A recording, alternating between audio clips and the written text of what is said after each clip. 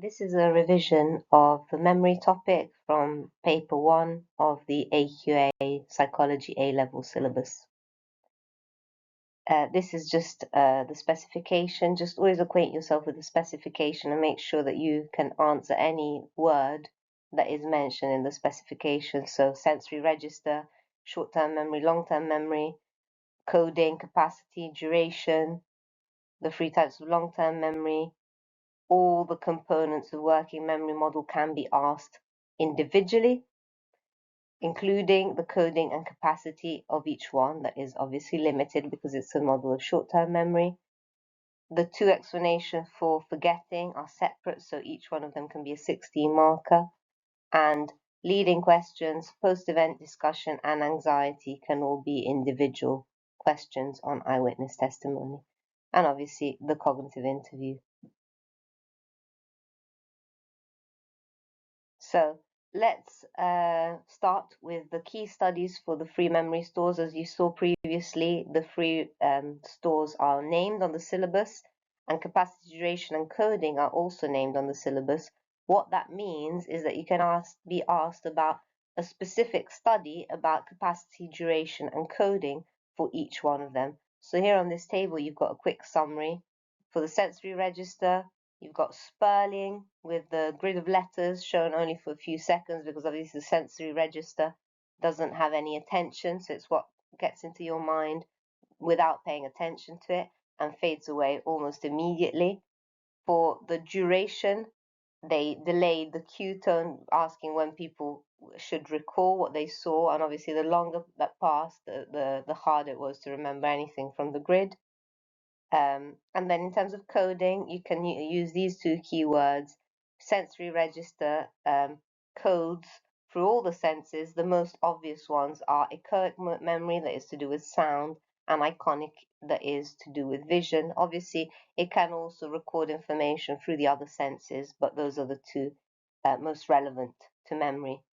And then you've got the digispan technique for short-term capacity, the trigram study, Peterson and Peterson, for duration, where people had to count down in freeze, and the extension of the countdown got longer and longer and longer to see how much people could remember without rehearsal. So remember, sensory memory is without attention, short-term memory is without rehearsal, and long-term memory is after the information has been rehearsed.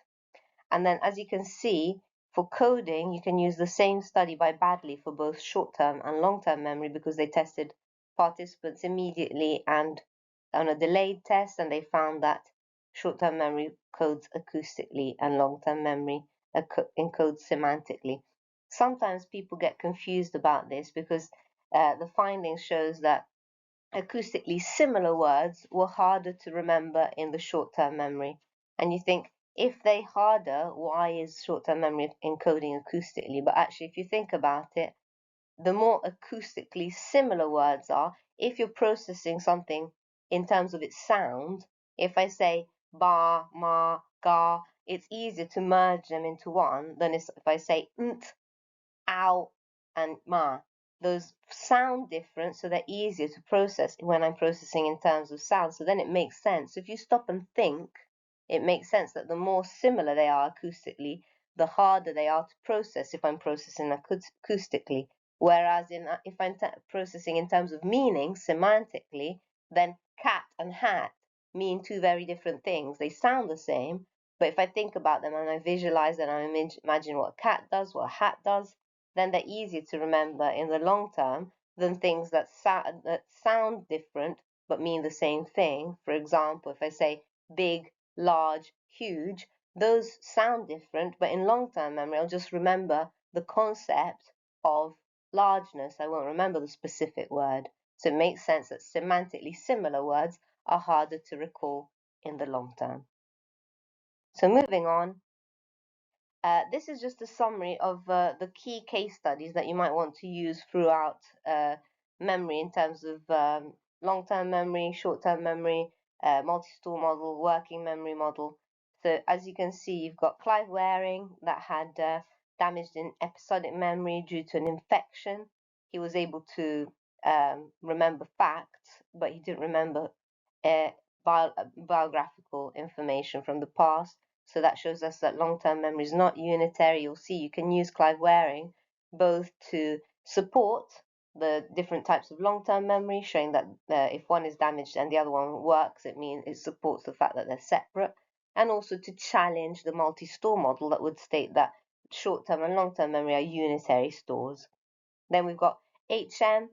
H, remember the H for hippocampus. He had surgery because of his epilepsy to the hippocampus, and his short-term memory was fine, so he could have a conversation there and then, but he wasn't able to transfer information from short-term to long-term memory, and that shows to us that short-term and long-term memory are separate, and that you need a process of rehearsal that happens through the hippocampus to consolidate memory into long-term memory. KF had a motorcycle accident, and his damage meant that he had problems with his verbal information but not visual, and that challenges the view that short-term memory is unitary. So from the working memory model, we could say this supports the fact that his phonological loop was fine, but his phonological loop was damaged, because it was more severe, but his visual spatial sketchpad had remained intact. And then lastly, we've got a more kind of niche case study, but it's very useful because usually evaluating the central executive is something that students don't do very well. So EVR is a case study, and he had issues with decision making, but not reasoning and problem solving. So problem solving and decision making are both functions that would be fulfilled by the central executive. The fact that one of them worked and the other one didn't suggests that the central executive is oversimplified and probably it's multi-component.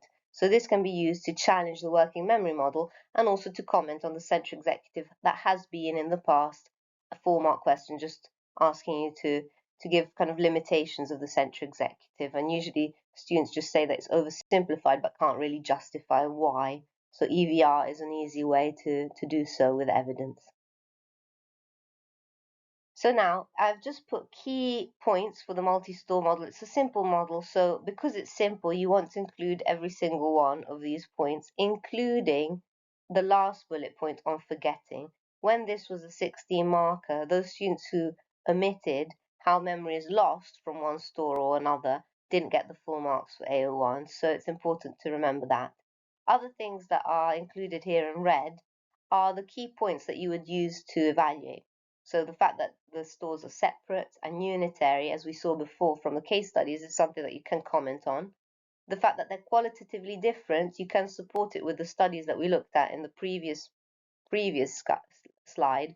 You could say, because short-term memory codes acoustically and long-term memory codes semantically, that proves the statement that the two stores are separate and qualitatively different.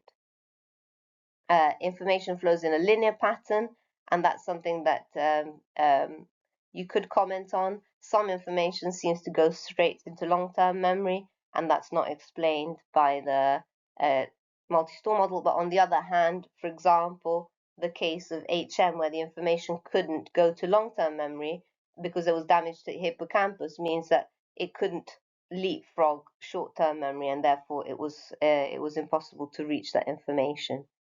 And then you want to talk about not only the components but also the processes. So you want to include the fact that you need attention to move information to short-term memory from the sensory register, and you need to rehearse in order for it to move to long-term memory. Now I also put that the rehearsal is passive. That means simple repetition, because that is something that you can evaluate as well. There's some challenges to the fact that information, if you repeat it, just goes into your head, and actually sometimes we need to make a bit more of an effort for information to go into long-term memory.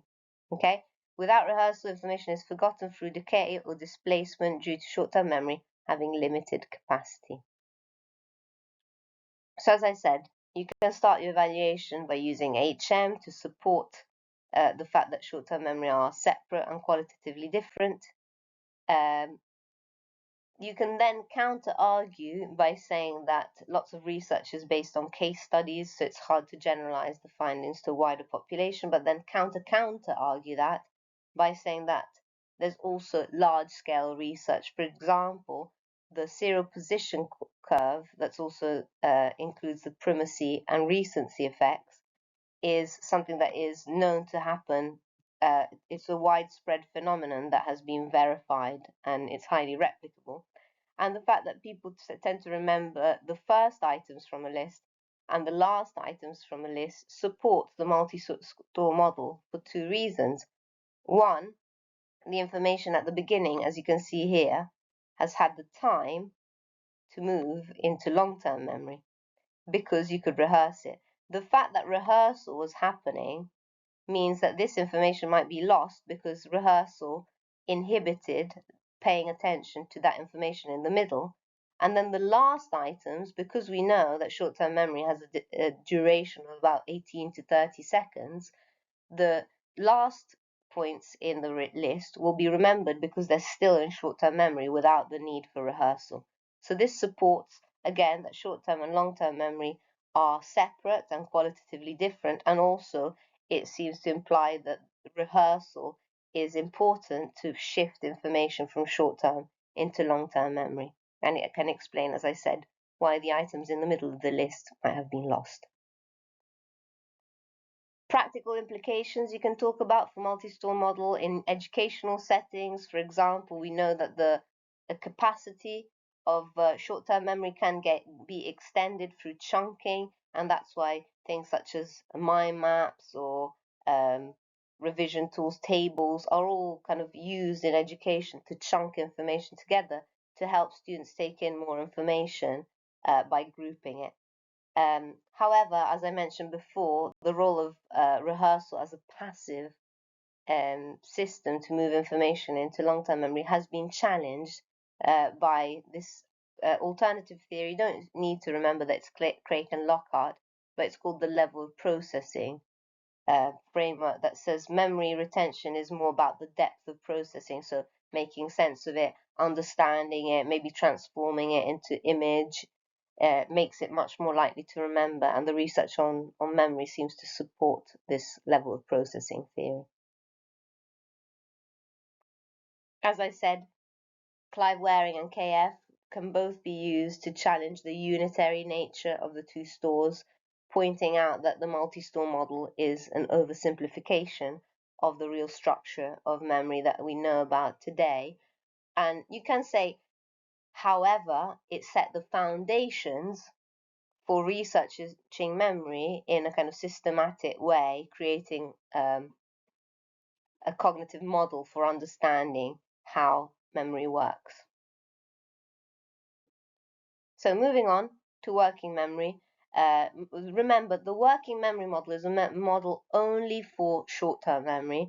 That means that no comment should be made about long-term memory, neither in AO1 nor in AO3, because that's not what it's concerned about. What it's doing is challenging the unitary nature of short-term memory and the passive nature of memories in itself that the multi-store model theorized.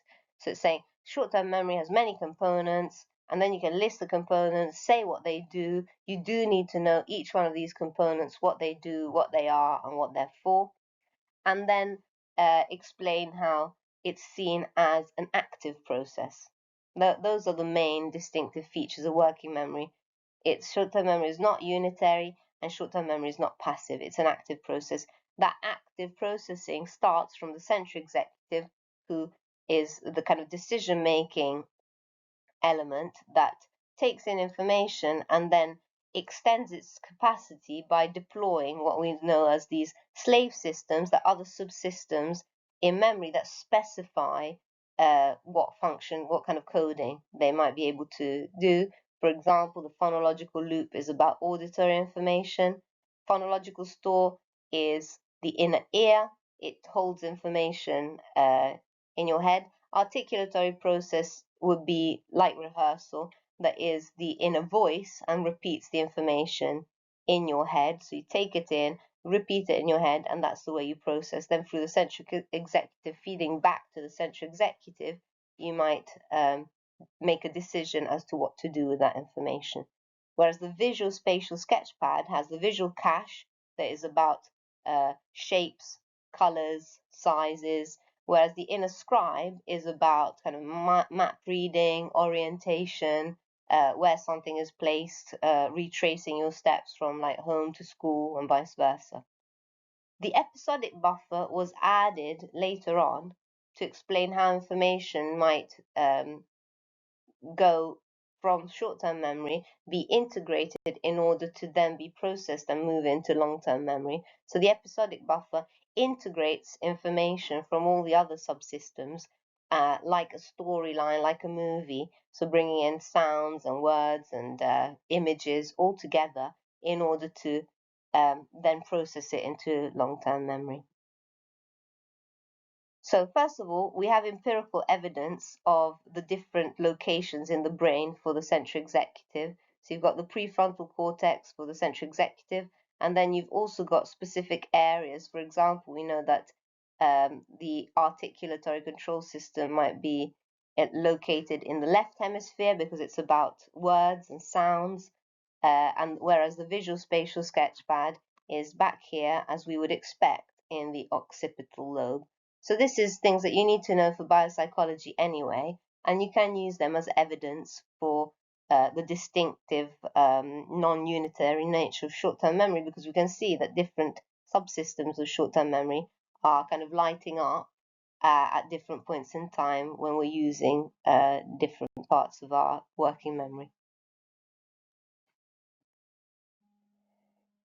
So we've got the word length effect that supports the phonological loop, and that means that obviously because we're repeating words in our head, the longer a word is, the harder it is to process.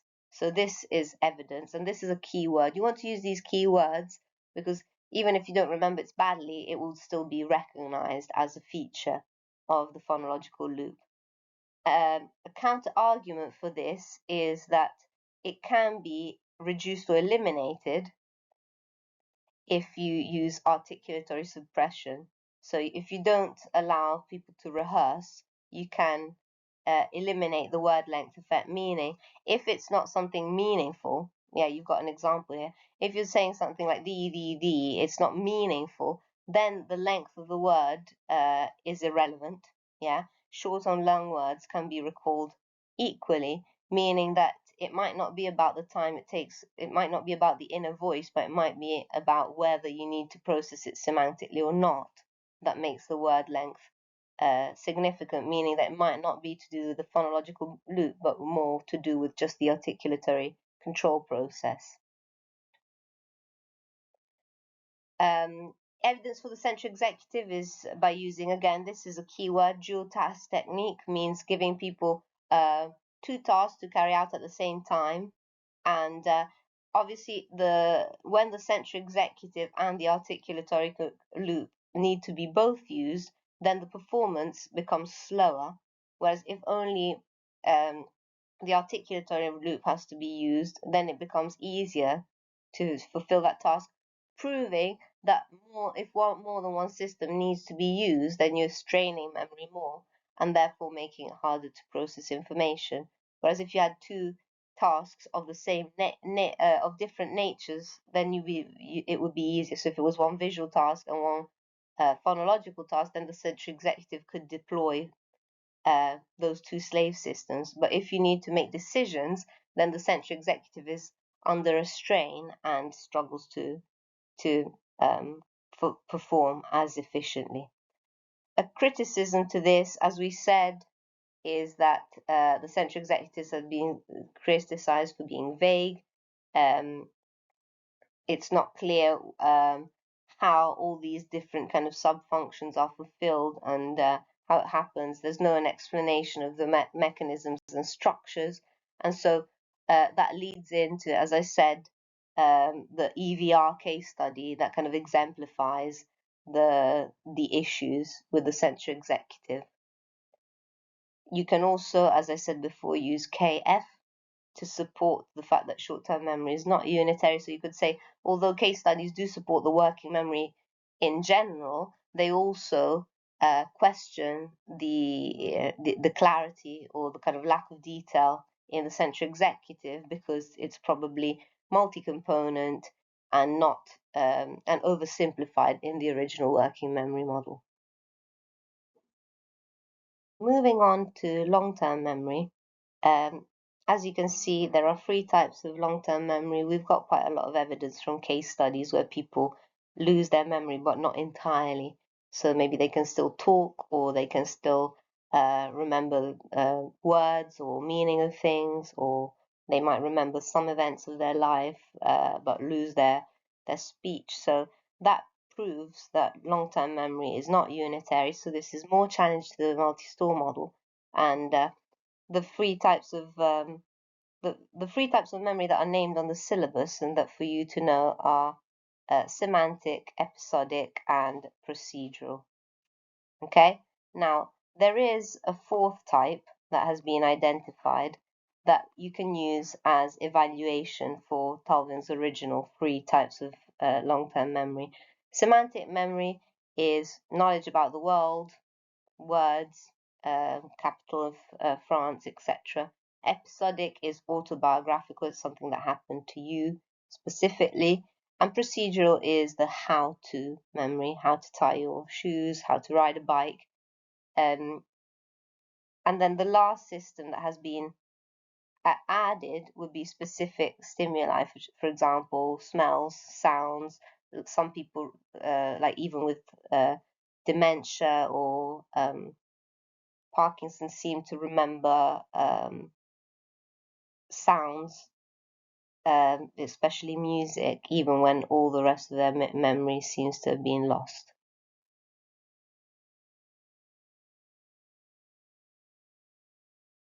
As you can see from this diagram, another way of making a distinction is between implicit or unconscious memory, and this is procedural. You don't really think about how you're walking or riding a bike or tying your shoes, you just do it. Whereas episodic and semantic are both explicit memories, also known as declarative memories. You have to make a conscious effort to reach that information. So, as I said, the specification talks about the procedural, episodic, and semantic memory based on Tulving's work. However, there is quite a lot of criticism to these 3 stores, as you saw from the diagram before. Lots of psychologists would only make a distinction between procedural, so unconscious, and declarative conscious memory. So that can be an AO3 for you.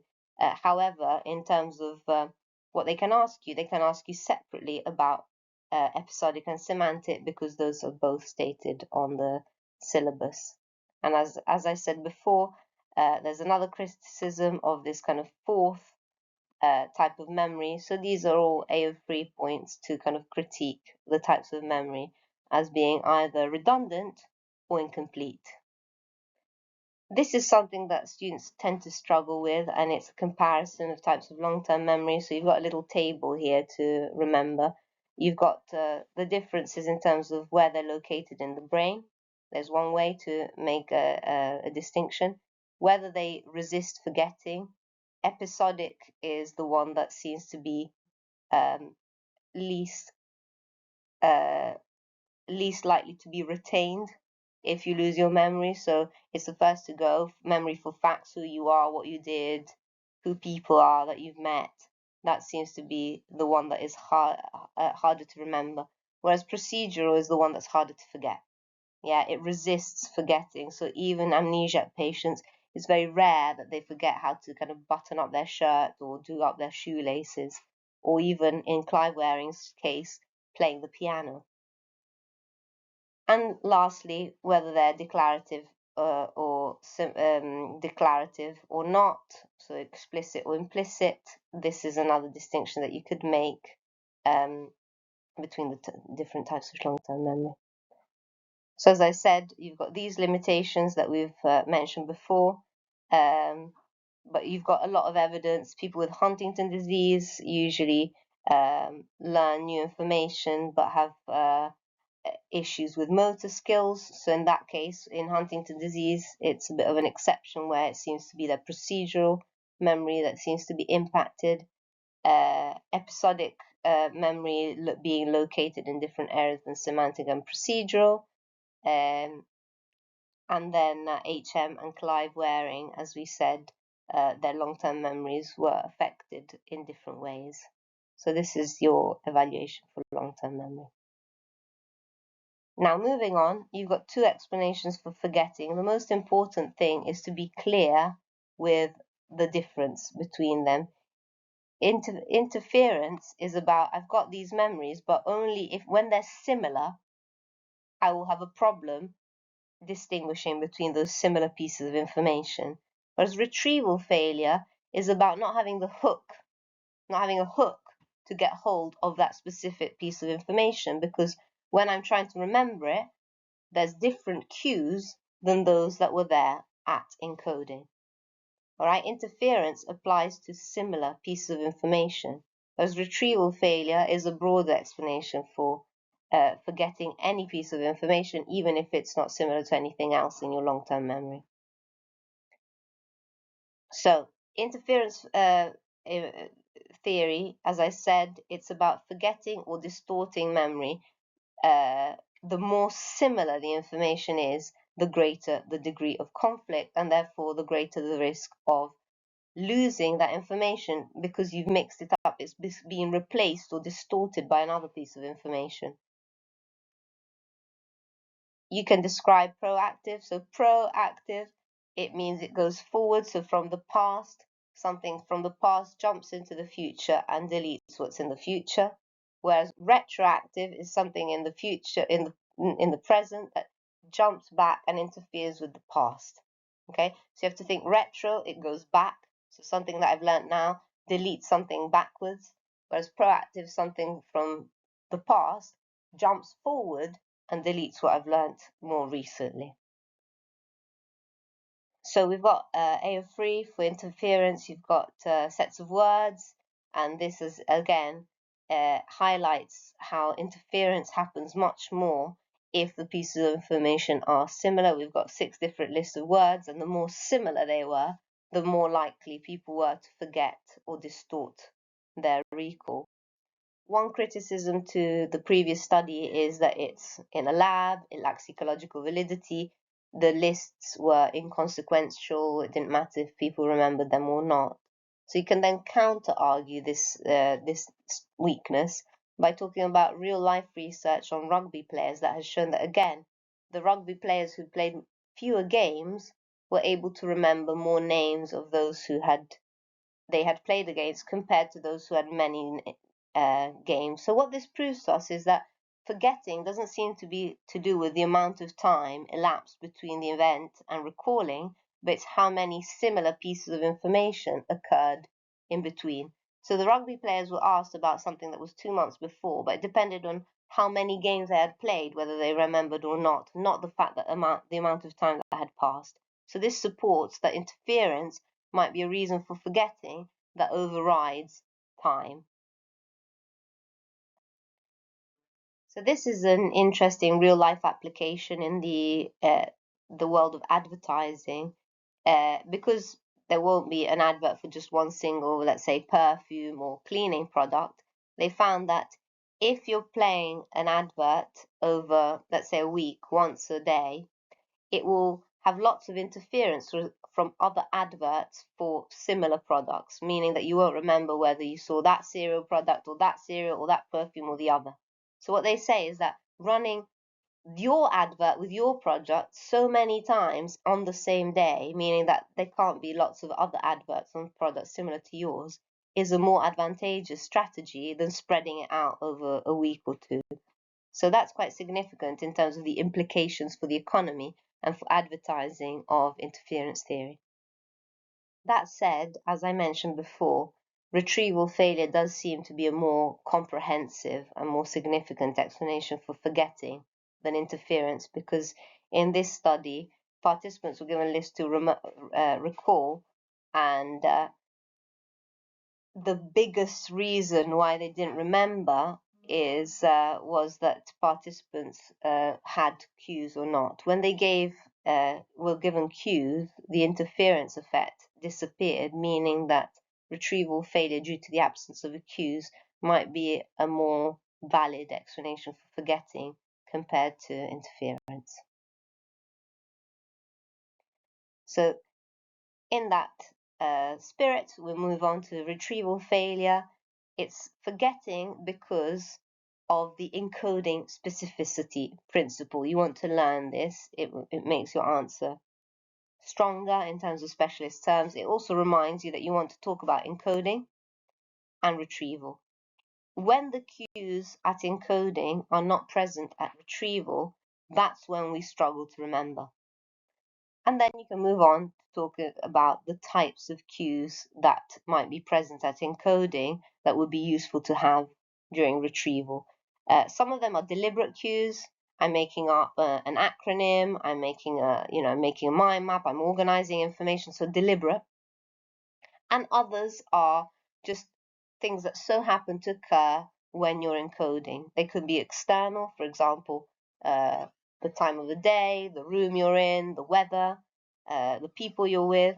And they can be internal, that would be your psychological state. Are you happy? Are you sad? Are you anxious?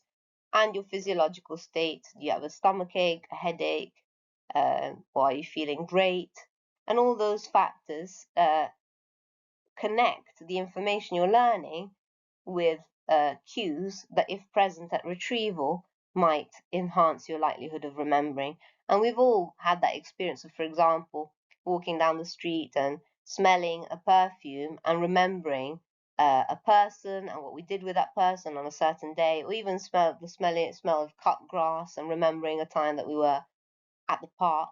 So those cues are things that we connect with a memory, and that will re-trigger that memory when we're retrieving it.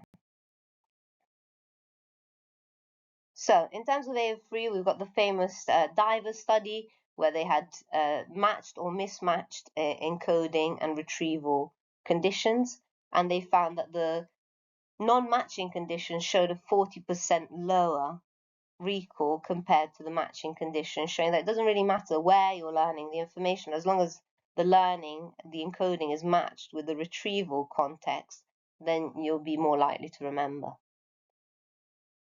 Obviously, we know that this has been used in the development of the cognitive interview. Context, restatement, and report everything are linked to retrieval cues. Obviously, context reinstatement is recreating the external contextual cues, but reporting everything, even if you think it's irrelevant, you might think it's irrelevant, but it might connect to a cue that helps you then reconnect all the factors that have occurred during the crime.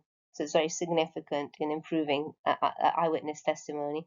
And obviously, we know that visualizing your, whether it's your bedroom or the library or the study area of where you learnt the information, seems to enhance recall even in exams. So it's got practical applications both in the context of crime and in the context of education.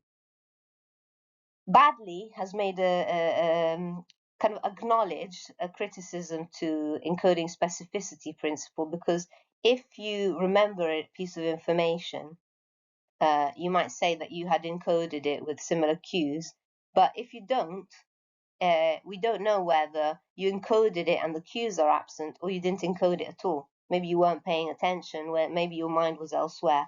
It's impossible to test whether something was encoded or not. Therefore, in a way, the encoding specificity principle is unfalsifiable and therefore lacks scientific rigor and credibility. The last limitation is that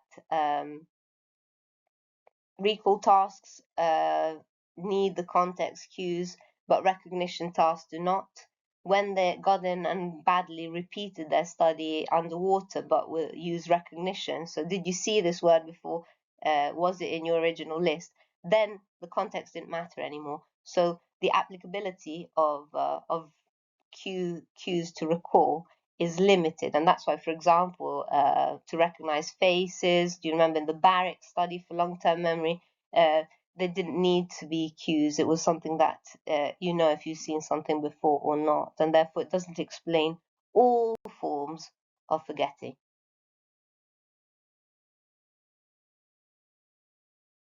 Now, the last topic in memory is eyewitness testimony. in terms of factors affecting the accuracy of eyewitness testimony, as we saw earlier looking at the syllabus, they can ask you specifically about anxiety, and they can also ask about misleading information. However, within misleading information, they can also ask specifically about leading questions or post-event discussion. So anxiety, post-event discussion, and leading questions can each be an individual 16 marker in their own right. However, if you are asked an essay about misleading information, then you can talk about both post-event discussion and leading questions, but not anxiety. So we're going to start with leading questions. The famous Loftus and Palmer study about the speed estimate. They had 45 undergraduate participants that were given 5 different verbs to estimate the speed of how fast the car was going when it collided with another car. They had these 5 verbs. You don't need to remember all the estimates, but you could remember with smashed it was 40.8, and with contacted it was about 9 miles per hour slower, highlighting that the word used to describe the impact had an impact on how they remembered the event. Okay, now you could say that their memory was substituted, so they actually remembered the cars going faster, or it could be that because they were told it was smashed, they felt that they had to say that they were going faster. So there are 2 hypotheses as to why this happened. However, there was a follow-up study where the similar setup was used, but they were asked an additional question as to whether participants saw broken glass when there wasn't any broken glass. 16 said they saw glass in the smashed condition, but in the control condition and in the hit condition, it was less than half the amount that had that false memory. Now, because there was a false memory, we can conclude that the error was not because of response bias, but it was because of substitution. So really, in their memory, the events had changed for the car to go faster, and that's why the schema for a car going faster is that it's more likely to produce smashed glass on the floor, and that's why more people had that false memory. So it's not response bias, but substitution, memory reconstruction based on schema. For the AO3, you can evaluate the studies. You can say that the studies were highly controlled, highly standardized. There's lots of internal validity and replicability. We know also that through the Devlin report, it's now unlawful to ask leading questions in court, and this is directly because of Loftus's research on leading questions. On the other hand, you can criticize the studies for having low ecological validity. Obviously, having a video is not the same as having a real life event. And we know that from the Ewan Cutshall study on the real life armed robbery in Canada, the witness, even when they were questioned 2 months after the event, didn't seem to be vulnerable to leading questions, misleading information. So in real life, we don't have the same impact of leading questions that was found in a lab setting. And lastly, you can comment on the fact that because all the participants were students, in this case, you can talk about the low population validity because young people have just had less experience driving, meaning that their estimation of speed was more of a kind of guesstimation than maybe if you had asked more experienced drivers. And that might also explain why there was so much memory distortion, because of a kind of ignorance of the participants. But you have to make sure you say this if you're using low population validity. Just saying it was students, so it doesn't count, is seen as a generic point and it won't get any marks. So for post-event discussion, this is one that often gets forgotten. You can talk about what it means, that is, witnesses discussing the information with other witnesses. What happens is that if pairs watch a crime seen from different angles, and this is the Gebet study, if they don't discuss anything, they don't get anything wrong. But when they see things from different angles, about 71% of participants report having seen something that from their angle they wouldn't have seen. So we can see that post-event discussion causes a significant distortion in memory.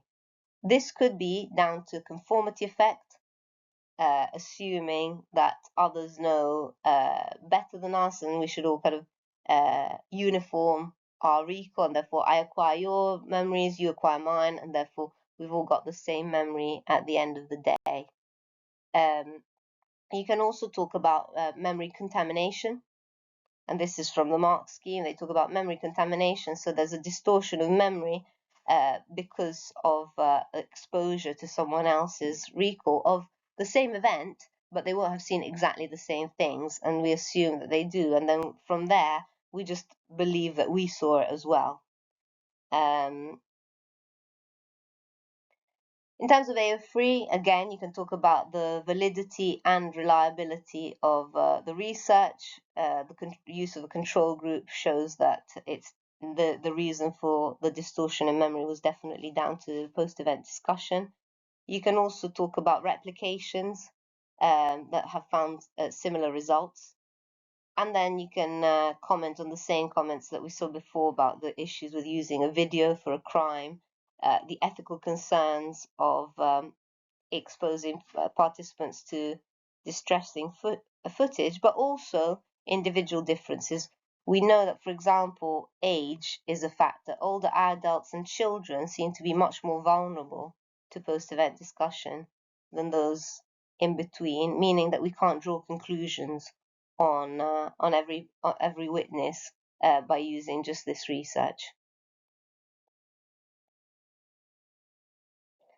This is the last point, eyewitness testimony and anxiety. Now, it's really important, and this is from the Mark scheme, that the anxiety component has to be clear, because you're likely to be talking about the weapon focus effect. Just saying if there's a weapon people forget is not explicitly linking the weapon, fear for your life, therefore anxiety, therefore distortion of memory. So you need to make that link explicit in order for you to gain the marks. If not, it will look like you've just memorized that weapon focuses for anxiety, but without making that explicit connection. So the first study for anxiety is weapon focus. As you can see, there were two conditions. It was a field experiment, so people were in a waiting room, and in one condition, a person left the room after an argument holding a greasy pen, and in the second condition, they left the room with a blood-stained knife. So greasy pen means a pen that was leaking ink, and that was just for controlling for the liquid. In one case it was ink, in one case it was blood. And they found that when they were asked, participants were asked to identify from 50 pictures the person who was holding either the knife or the pen, 49% remembered when it was a pen, and there was 33% recall when they were holding knife. And that shows that weapon focus and the anxiety connected to someone holding a weapon seems to have a significant impact on recall. Yu and Kutschel is your second study, and what they found was different. As I mentioned before, it was a study from Canada with 21 real witnesses of a crime, of which 13 were interviewed 4 months later. They were asked leading questions, but they were also asked to assess themselves on a stress scale, and what was found was contradictory, because those with higher levels of stress actually seemed to have a better recall of the events, challenging the role of both weapons and anxiety on recall of eyewitness testimony. So in terms of AO3, you can definitely point out the contradictory nature of research. So what you might do is just describe the two studies in AO1 and then analyze the outcomes and talk about the kind of contradiction between the two pieces of research, and how maybe the lack of ecological validity of the weapon focus research is then challenged by the real life findings, showing that anxiety might actually not necessarily negatively impact on recall. And another commentary on weapon focus is that it might be the unusualness of the object rather than the danger and the anxiety connected to it. Pickel used 4 conditions, including a gun, but also raw chicken, and he found that the chicken condition was where the recall was the lowest, and that's probably because it just didn't fit the schema of being there in that situation, and therefore it's not necessarily anxiety that causes that weapon focus effect, but it's the unusualness and unexpectedness of the object, and that leads into our final evaluation point that could be talking about the Yerkes-Dodson law, where anxiety doesn't necessarily have a negative effect on recall, and we know that actually the anxiety when it's too low and too high affects recall negatively, but the optimal level of anxiety is actually where memory peaks, performance in general, including memory peaks. So you can conclude your AO3s by talking about the view that it's an oversimplification to look at anxiety as having a negative or positive effect on eyewitness testimony and recall in general, but it's about physiological arousal having to be on an optimal point, meaning that if someone is a bit stressed, that might actually enhance their memory, as we found in the Canada Johan Cantrell study.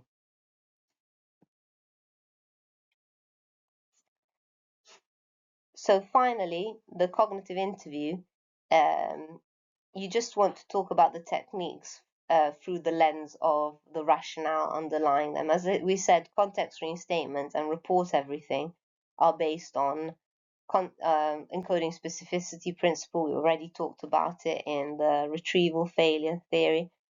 Whereas change the order and change the perspective are based on reducing the effect of schema. If I recall something in a certain order, the scheme of how things in my mind tend to happen in that situation will make me kind of fill the blanks with what I think will have happened. By changing the order to something that's less familiar to me, that's less likely to happen because I might not have a scheme for telling a story backwards, for example. Changing the perspective, again, should reduce personal bias and schema because you're thinking of it from a different angle, and therefore you're not using your own personal biases and scheme of what you think you might have seen. Obviously, as we'll see in the AO3, this comes with some issues. We've got evidence that the cognitive interview does increase the amount of correct information that's generated. We have to also point out that the cognitive interview is extremely time consuming. It takes a lot of time with the witness to put them at ease, make them feel comfortable, help them ease them into the kind of techniques, and also let them free flow without any use of leading questions or any kind of prescribed questions. So we could say, to some extent, spending so much time and so much attention on people might in itself be a reason why they remember more. What I kind of hinted at before when I talked about schema is this: confabulated items. If I'm remembering from a different point of view, the risk of also making up things does increase. It's almost double as much, because obviously there's an element of imagination included in the removal of schema and the change in perspective especially. And in fact, the last piece of research that we look at is looking at combinations of the different techniques, where context reinstatement and report everything that are based on that encoding specificity principle seem to be the most effective combination, and some are not really necessarily useful. So you could bring in a kind of cost-benefit analysis. All the time and money invested in running cognitive interviews could be slightly reduced by maybe cutting down some of the techniques that might also lead to confabulation. So these 3 studies, if you elaborate and interpret the findings in enough detail, should be enough to evaluate the cognitive interview. And that is it.